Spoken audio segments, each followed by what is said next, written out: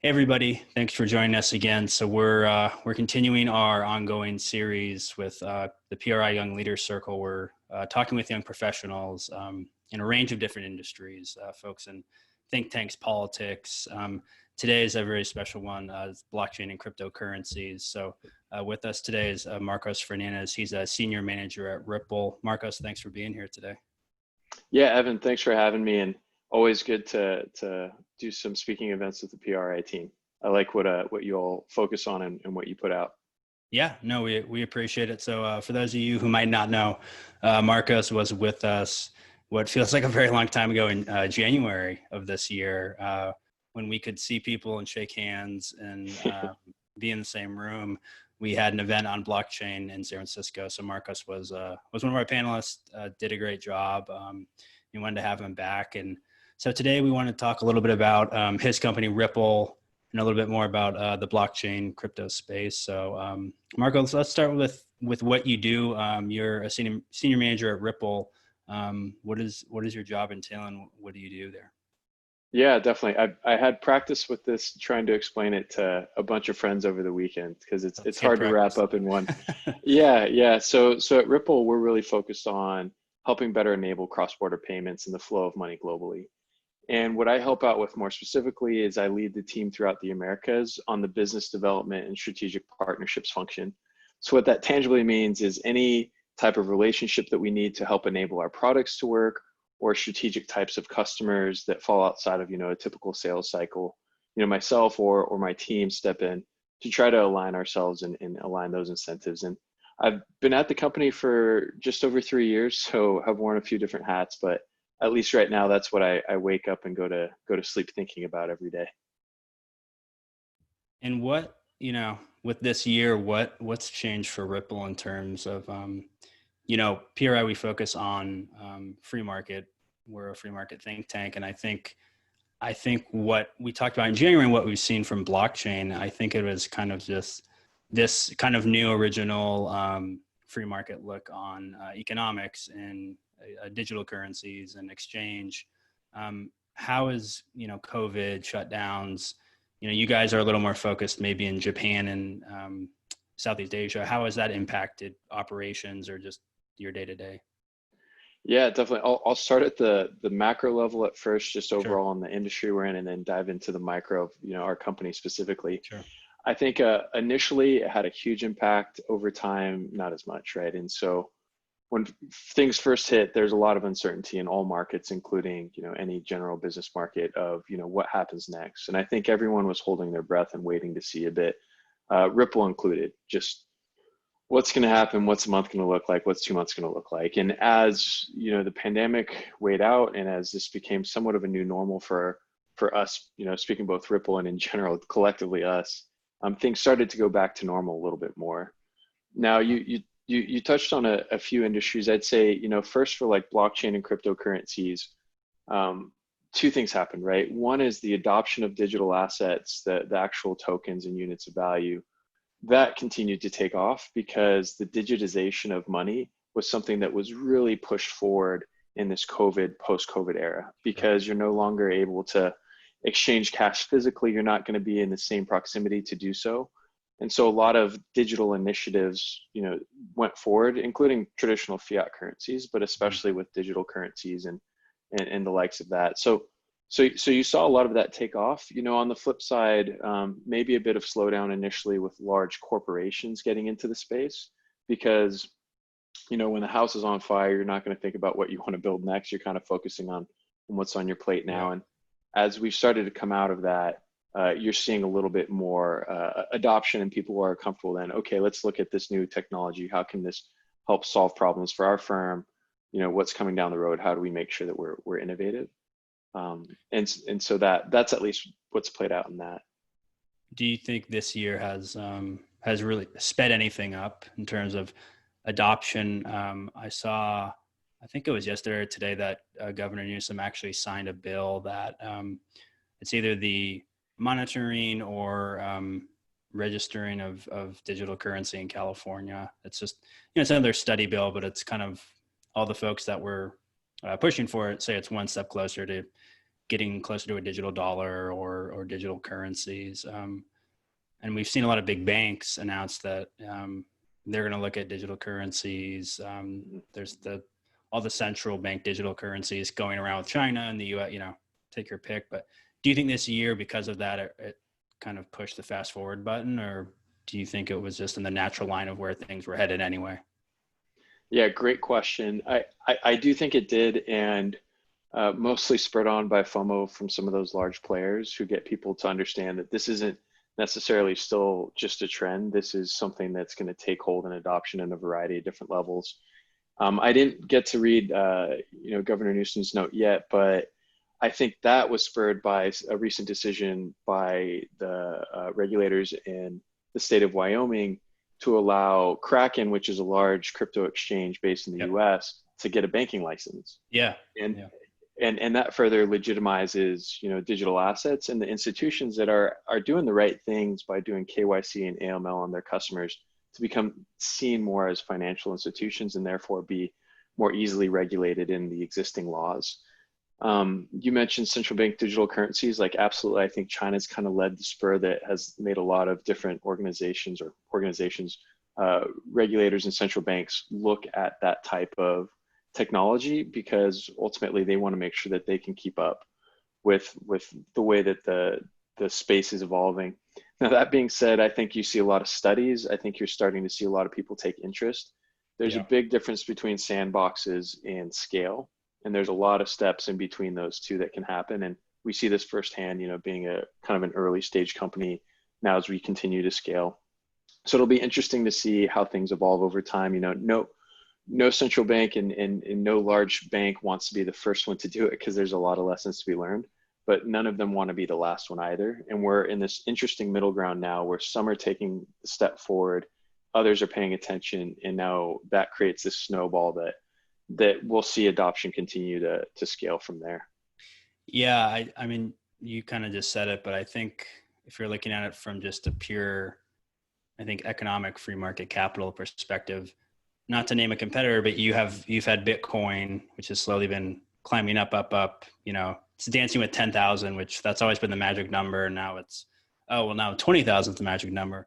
But then all these central banks, China, the Fed, in Europe, it's like everyone's inching closer to the start line, right? But nobody wants to jump in yet, which is interesting. But what would you say to folks, and this is more educational, of like, hey, a digital currency that the Fed would offer, this could hurt the dollar, this could hurt traditional fiat currency.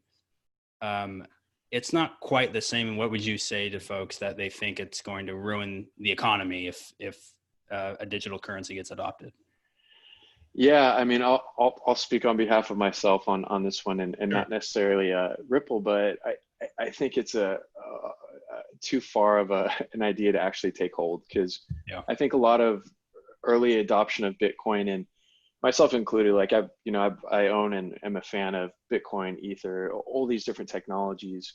But the original idea was to overthrow these governments, right? These central governing agencies. And the truth is that you're not going to displace the central bank of the US or the People's Bank of China.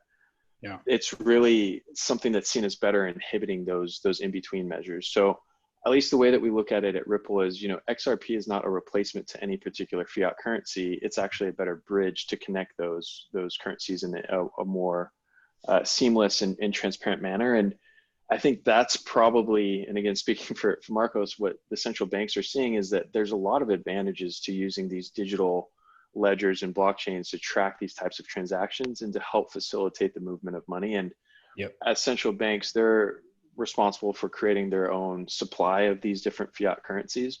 So that's kind of the most essential thing to do in creating these, tokens that are backed by those local currencies as well. So I think you're starting to see people that see that efficiencies, but I don't think that the US dollar or the euro or the yen or any of these G7 or even emerging market currencies are going to get replaced anytime soon.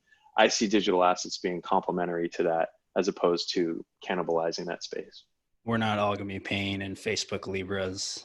I would say so. But I mean, you can make the case for like a Libra too, is it's going to better connect people. So It's Sure. going to get one fiat currency better connected to another fiat currency. And that's important because, for the case of remittances, right, it's more expensive to send remittances depending on the emerging market you send it to, and Yeah. mostly where people need that money more than in popular countries, right? Those G7, Europe, US Yeah. countries. And that's a problem because a lot of those countries rely on those inbound remittances as part of their GDP. And a lot of those families rely on those remittances to pay bills and to do things. And so, again, these types of technologies are really helpful in better connecting those fiat currencies and making that friction point of the in-between, generally more competitive, right? And free markets is what you all stand for, right? Yes. That's exactly what it is the more people that are creating these types of tools, including Ripple, and the more adoption you get, then at the end of the day, it's better for the end consumers. Well, let's back up a little bit. Yeah. I take it you didn't get a degree in blockchain. Unless you did, then No. that's cool. But maybe just talk Nope. about, school and how you got to Ripple. Yeah, sure. I'll give you the high level. No, I don't think there was no blockchain degrees, and when I graduated, Satoshi's white paper was still drawing on the page. So I studied engineering in undergrad, a focus on engineering management and chemical engineering. I went to University of Arizona, and realized pretty quickly chemical engineering was interesting. I should have focused on computer science. So Yeah. quick pivot. Actually worked in Sacramento with KPMG in their Okay. advisory group and management consulting group, and worked with a lot of state government organizations and their software implementations. Sure. CalPERS, California Air Resource Board, a lot of the Obamacare or Affordable Care Act implementations, and had some great experiences, but wanted to move over to the private side a bit. So went to UT Austin for an MBA. Good environment in Austin, friendly startup environment, kind of almost, of a smaller version of the Bay Area. So a good place to get your feet wet. Yeah. Came out of there working at a company called SoFi, which at the time was a small little startup in San Francisco in this brand new emerging space called fintech, and worked there for a couple of years, launching some products with them. Left there to join Ripple. Really good opportunity. I fell in love with Bitcoin when I was at UT from a former classmate and really good friend of mine, and had the chance to do the same thing at Ripple, is launch new products. Moved over to the partnership side, and continue to have run with that. And 3 years later, you're going from that same kind of small, scrappy company in a space that I have to explain to my dad, like, no, Dad, this is actually a legitimate business and This isn't a water company. Exactly. Yeah, exactly. Yeah. Still explain to people we're not a milk company because there's a really good Oh, milk. that's right. That's right. They're delicious. I buy their products all the Yeah. time. No, you're Yeah. totally Yeah, and that's kind of how I got to where I am today at a high level. That's great. Yeah, I from some of the other folks I've talked to for this series, we had a gal who went from pre-med to political science, and I'm always interested to see the pivot. And I think it's a lot more common for, really everybody, but young professionals. I think you go in to study something, and maybe what you leave with it in your degree, and even what you do in your career. Those are three very different stops along your life that may not be connected at all. And that's great. So Totally. The pivot is something that is the only consistent thing. Change is the only consistent thing in a career, especially for our generation. And I was talking to someone recently, like the imposter syndrome, right? As you pivot, you may feel, I don't belong here. I don't understand this. What am I doing? And the yeah, truth is as soon as you don't feel like an imposter is probably the time in which you're not challenging yourself enough. And so pivoted then, still pivoting today, and we'll pivot in the future, I'm sure. yeah. What, well, that can lay us into our next one. What's one thing that's totally unexpected that you've been doing at Ripple that you maybe never thought you did or would ever do? Great question. The one thing, at least entering Ripple, I was kind of more on the product marketing strategy side. And that's all really fascinating because you get to think at these deeper levels, but you don't get to see the action played out over time. And the thing that I probably didn't think I'd be doing, and now it's what we do every day, is to sign these really meaningful partnerships, to see those go live And then to see them actually make a meaningful impact to the business is something that's just super fulfilling. I think when I got there, again, imposter syndrome, I don't know the space as well. You're getting to know the company, and now to be at a point where you're helping drive decisions and create the partnership structures that help the company as a whole and the space as a whole in turn get to that next level of legitimacy is just something that's just so cool. And I remember earlier in my career, right, I'd be listening to NPR locally in Sacramento and hearing something about the projects I was working on and being like, that's so cool. And opening up the SAC meeting and being like, that's cool. I'd like cut them out and save them. But now when like you're reading like, the New York Times and CoinDesk and even Wall Street journals and seeing names of partnerships or things that you're doing that are being covered there, that's just still, it's You're so leveling cool. up. Yeah, slowly. Yeah. And of course there's a huge organization and there's a lot of people working on it. It's not just you, but when you can say you have a part in those things, it's been pretty cool to experience. No, that's always, that's a good, from my communications PR world, doing the clips and gathering your clips is very important, for clients or yourself. So that's good to know other people do that too. Totally. Virtual clips now. Well, yeah, now you pay somebody to do it online. Yeah. What would you tell someone, let's say someone's in college, getting out of college, they want to do blockchain, they want to do crypto, they want to come work at Ripple. What do they need to do? Yeah, great question too. And really in this space is educate yourself first, right? And hustle and network. There is no set career path in here, as there are. The industry is maturing, but Yeah, it's not like you're going to go and apply and I want to click on the blockchain segment and you'll see like here's 15 companies hiring for these specific roles. It's a bit early in that space, so it's hustle, right? Like there's a lot of great resources out there, especially the Ethereum token and foundation has a lot of good stuff, including Solidity, where you can start to learn how to code and do online courses and educate yourself on blockchain in general. Hustle, like there's no better way to get on a phone with someone than to ping them on LinkedIn and say, hey, I'm a student.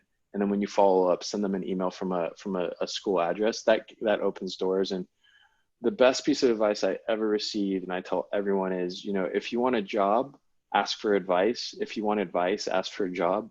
So just know when you talk to people, it's not like, tell me what roles are open, and I'd love to work for you. I can do all of these roles. Just let me know how I get in. Like that's really hard to position. Or saying like, well, if there's something open, let me know. And it's like you can't do that. You got to really focus on, I want to be this particular kind of role in this particular organization, and this is why. And it just makes it easier to put people in touch from there. No, that's actually great advice. Is being a little more strategic and helps yourself determine kind of what path you want to be on too, instead of like, hey, you have an open job, I don't care what it is, I'll do it. Yeah. Which is fine, I guess, but you might not be there very long if you don't like it. Totally. I got one of these the other day where it's like, hey, like having an old classmate, I would love to come and work for Ripple. I can do sales, but I can also do finance, but I can also do strategy, but I can also do marketing. And I think when you say that, that's good. And you think I'm just trying to show like, put me in, coach. I'm here to play. And that's hustle. But the truth is that the logistics of it is, I want you to send me an email with what you want to do very specifically, because I'm going to forward that to one specific person. Yeah. And if I receive an email that says you want to do all these things, or it's like, well, it's like too much. it's too much. Yeah. So you really want to try to focus in on those specific things that you think you'll be good at, and just be ready to hear the word no or not now. And that's okay too. Just be persistent and talk to as many people as you can. No, that's always great advice. So, well, I'll give you the last word. And it's been great talking, and I hope, folks listening to this, if they're interested in blockchain, or if they've never heard of it or never heard of Ripple, I hope they look you guys up. They might be more confused, and then I can send them to you if they have any questions. But I may confuse them more. So yeah, if you want the last word, go ahead. Sure. No, just appreciate being able to come on and talk about it. I think the term blockchain or cryptocurrencies is something similar to, the term finance or the term, marketing or, Sure. anything that you apply to or sports entertainment. It's a really broad field. And what I would say is for those who are interested is there's a lot of great resources, but start with, the Bitcoin white paper. I think what really everyone fell in love with was the idea of just decentralizing information in a way that helps empower the masses as a whole. And at the end of the day, I think financial inclusion, helping promote, better ways to send money across borders, at least for us, still holds true to all the products and things that you see today. And that's really powerful. The other last word I'd give is I think a lot of people got really excited about this technology in, 2017, 2018. Yeah. By the time 2019 hit, like, why isn't the world changing? Like this should have already been adopted. And I think it's similar to what happened in that first .com bubble, right? Where people are like, why didn't pets.com take over the world and Webvan and all of these, wonderful ideas that just the core infrastructure of the underlying technology wasn't ready for that yet. Sure. And here we are in 2020 and Chewy is a thing and Amazon's taken over the world and I can get Chipotle delivered to my door in 20 minutes Yep. And know exactly where the driver is at what point. And I think we're going to see the same thing with this technology, blockchain technology, digital assets and cryptocurrencies, and everything in between. So for those who are still skeptical, that's okay. I'd say just start educating yourself and reading about it because this is not something that is just going to go away. This is really going to be the way that technology is shaping the future of everything from the way that you sign a deed to your home to the way that you register a marriage certificate to the way that you're assigned a birth certificate to the way that you send money to your friends. It's going to impact everything in a really positive way. So that's more than one final word. That's a whole basket of them. But Many good ones. No, yeah, we appreciate it. And I mean, I agree with you. I hope folks keep reading about it, learning about it. I think a lot of people might be scared or don't understand it, but there's a lot of potential with just digitizing records and changes in healthcare and even your digital identity. I mean, you can just go down a very, very long list. And I think it's exciting for a lot of folks. All right. Well, Marcos, thanks for joining us. We enjoyed chatting and wish you all the best. yeah. Thanks, Evan. Always good to catch up with you.